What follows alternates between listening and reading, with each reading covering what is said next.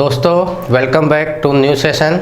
और इस सेशन में हम जानेंगे आईएसओ कितने तरह के होते हैं, कौन कौन से आईएसओ होते हैं, किस कंपनी का कौन सा आईएसओ लेना चाहिए, उसके लेने से हमें क्या फ़ायदा और किस तरह से हम आगे काम कर सकते हैं। तो सबसे पहले हम बताते हैं आईएसओ बहुत सारे होते हैं, कंपनी सर्टिफिकेशन होते हैं, प्रोडक्ट सर्टिफिकेशन होते हैं, लेकिन जो मेन आईएसओ की डिमांड आती है वो आती है कंपनी सर्टिफिकेशन, यानी कंपनी के मैनेजमेंट को सुधारना। इसमें सबसे पहला आईएसओ आता है आईएसओ 9001:2015।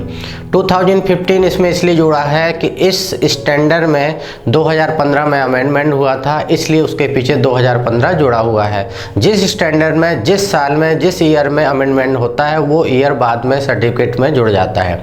तो इस समय जो हम बात कर रहे हैं आईएसओ 9000:2015 की, ये क्वालिटी मैनेजमेंट सिस्टम का सर्टिफिकेट होता है। ये एक ऐसा सर्टिफिकेट है, या इसको हम कह सकते हैं ये कॉमन सर्टिफिकेट है जिसको हर एक तरह की संस्था ले सकती है। जैसे मैंने अभी पीछे आपको सेशन में बताया कि manufacturer, retailer, wholesaler, trader, distributor, hospital, clinic, pathology, restaurant, hostel, hotel, सभी लोग इस आईएसओ को ले सकते हैं, क्योंकि हर संस्था में, हर कंपनी में, हर सिस्टम में कहीं ना कहीं मैनेजमेंट होता है। बिना मैनेजमेंट के कोई भी संस्था, कोई भी कंपनी, कोई भी फर्म प्रोग्रेस नहीं कर सकती है।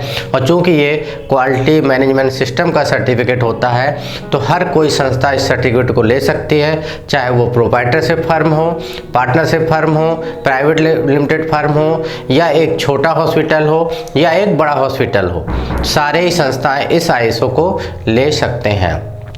अब हम बात करते हैं नंबर 2, सेकंड नंबर पे आईएसओ 14001:2015। 14001:2015 सर्टिफिकेट बेसिकली पॉल्यूशन से रिलेटेड कंपनियों के लिए होता है, यानी कि जो कंपनियां पर्यावरण के लिए हानिकारक हैं, यानी जिन कंपनियों में अगर कोई प्रोडक्शन होता है उससे पर्यावरण को नुकसान पहुंचता है, उनके लिए यह सर्टिफिकेट बहुत लाभदायक होता है। उन कंपनियों को इस स्टैंडर्ड को समय रहते ले लेना चाहिए, जिससे कि उनके द्वारा पर्यावरण को किसी भी तरह के कोई नुकसान ना हो।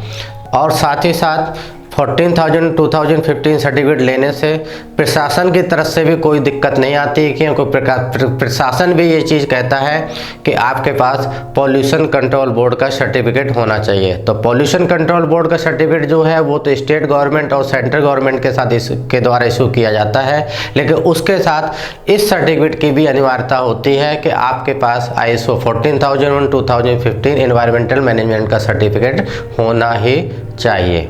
अब तीसरा सर्टिफिकेट आता है आईएसओ 45001:2018। इस सर्टिफिकेट को पहले ओशाज सर्टिफिकेट कहते थे, लेकिन अब 2008 में इसमें अमेंडमेंट होने के बाद में इस सर्टिफिकेट को भी आईएसओ के नाम से ही जाना जाता है।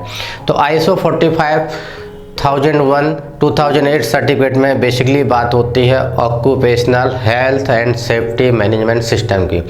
Occupational health and safety management system से तात्पर्य है कि ऐसी कंपनियां जिनके यहाँ बहुत सारे खतरनाक काम होते हैं, उनके वर्कर्स, उनके एम्प्लॉय के लिए या उनकी जान के लिए कोई खतरा हो सकता है, उनके लिए यह सर्टिफिकेट लेना बहुत अनिवार्य है। बहुत सी मल्टीनेशनल कंपनियां हमारे साथ जो बिजनेस टाई अप करती हैं या हम उनके साथ बिजनेस टाई अप करते हैं, तो उनकी एक रिक्वायरमेंट बहुत ज़्यादा रहती है कि आपके यहाँ काम करने वाले लोगों को किसी तरह का नुकसान ना हो। इसलिए आप हमारे साथ बिजनेस टाई अप करना चाहते हैं तो सबसे पहले आप अपने कंपनी में, अपनी संस्था को आईएसओ 45001:2008 यानी occupational health and safety management system certificate से इम्प्लीमेंट कराइए। अब हम बात करते हैं चौथे नंबर के सर्टिफिकेट की। यह सर्टिफिकेट है आईएसओ 22000:2018।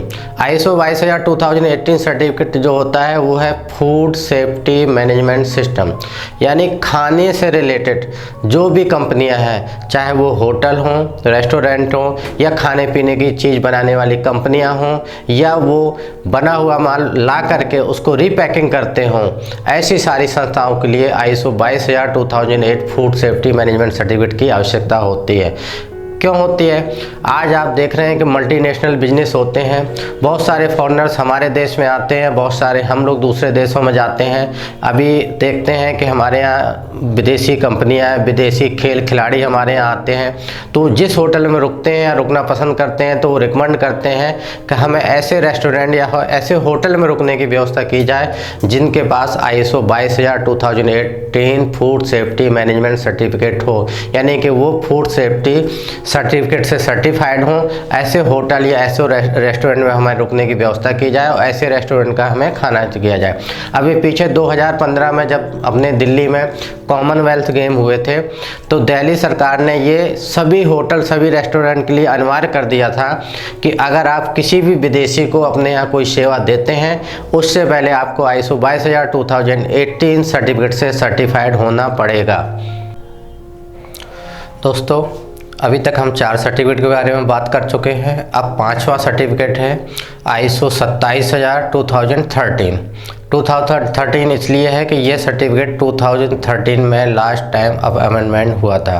तो मैंने पीछे भी आपको बताया है कि जो ईयर पीछे हर सर्टिफिकेट के पीछे जुड़े हुए हैं वो इसीलिए हैं कि जिस साल में जिस ईयर में उस सर्टिफिकेट में उस स्टैंडर्ड में अमेंडमेंट होता है वो ईयर पीछे जुड़ा होता है। तो ISO 27000 2013 ये इंफॉर्मेशन सिक्योरिटी मैनेजमेंट सर्टिफिकेशन होता है। साइबर जो आजकल देख रहे हैं, बहुत सारा साइबर ठगी हो रही है, आजकल सारा डिजिटल इंडिया है, ऑनलाइन काम होता है, बहुत सारे बैंकों में लोगों का पैसा निकल जाता है, बहुत सारे लोगों का इंटरनेट से डेटा चोरी हो जाता है। इन सब चीज़ों के लिए ये विशेष ये सर्टिफिकेट बना हुआ है। ये सर्टिफिकेट कंपनी की आंतरिक सुरक्षा और साइबर ठगी को रोकता है, जिससे उनका डेटा चोरी होने से बचता है। बैंकों के साथ लोगों के साथ जो फंड को लेकर प्रॉब्लम होती है उस पर ये रोक लगाता है। ये आपके सामने हो गए 5 सर्टिफिकेट जिनका कि मैंने आपको जिक्र किया, और इन 5 सर्टिफिकेट के साथ अब इस चैप्टर को हम यहाँ पर क्लोज करते हैं। हम अब आगे करेंगे नए सेशन में नए टॉपिक के बारे में।